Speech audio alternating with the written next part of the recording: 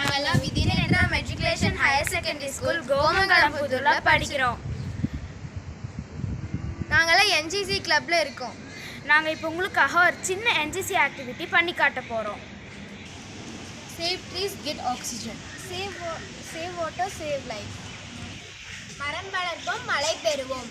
Save water and trees. Avoid putting plastics and paper in the water. Thank you. மரம் நம் மண்ணின் உயிர். மரங்கள் வளர்க்கும் உயிர்களை காக்கும். ஒவ்வொரு மரமும் சொல்லுகிறது உங்களுக்கு உதவி செய்வோம் என்று. Yet save trees.